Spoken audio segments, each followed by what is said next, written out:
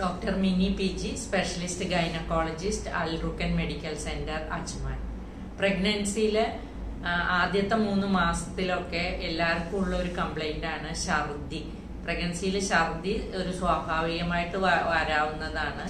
ഛർദിച്ച് കൂടുതൽ weight loss വരിക, ശരീരത്തിലെ വെള്ളമയം കുറയുക, ഇങ്ങനെയൊക്കെ ഉണ്ടെങ്കിൽ അതിനെ നമ്മൾ കുറച്ച് ഗൗരവമായി കാണേണ്ടതുണ്ട്.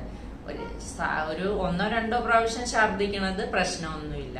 പ്രഗ്നൻസിയിൽ വരുന്ന ഹോർമോണുകളുടെ പ്രവർത്തനം കൊണ്ടാണ് ഇങ്ങനെ ഛർദി കൂടുതലായിട്ട് വരുന്നത്. അപ്പോൾ ചെറിയ രീതിയിലുള്ള ഛർദിക്ക് നമ്മൾ ഇടവിട്ട് ചെറിയ രീതിയിലുള്ള ആഹാരങ്ങൾ കഴിക്കുക. പിന്നെ ഛർദിക്കെന്ന് തോന്നുന്ന ഭക്ഷണം ഒഴിവാക്കുക.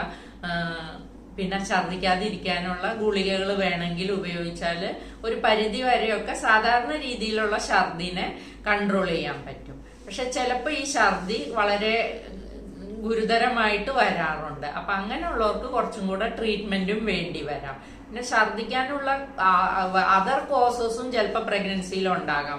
മഞ്ഞപ്പിത്തം വന്നാലുണ്ടാകാം, യൂറിനറി ഇൻഫെക്ഷൻസ് പ്രഗ്നൻസിയിലുണ്ടെങ്കിൽ ഛർദി കൂടുതലായിട്ട് വരാം. പിന്നെ അല്ലാതുള്ള ഗ്യാസ്ട്രോ എൻട്രൈറ്റിസ് അങ്ങനത്തെ വല്ല പ്രശ്നങ്ങളൊക്കെ വന്നിട്ട് ഛർദി കൂടുതലായിട്ട് വരാൻ ചിലപ്പോൾ കാരണം കാണാറുണ്ട്. പിന്നെ മുന്തിരിക്കുല ഗർഭം, ട്വിൻ പ്രഗ്നൻസി എന്നൊക്കെ ഉണ്ടെങ്കിൽ അതിൽ ഹോർമോണിന്റെ അളവ് കൂടുതലാവുന്നതുകൊണ്ട് ഛർദിയും കൂടുതലാവാറുണ്ട്.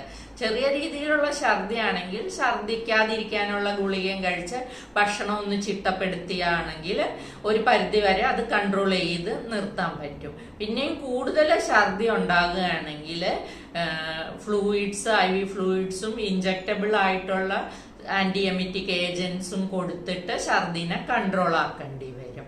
അപ്പൊ ഛർദി കൂടുതലുണ്ടെങ്കിൽ അതിനുള്ള ട്രീറ്റ്മെന്റ് ഉടനെ എടുക്കേണ്ടത് അത്യാവശ്യമാണ്.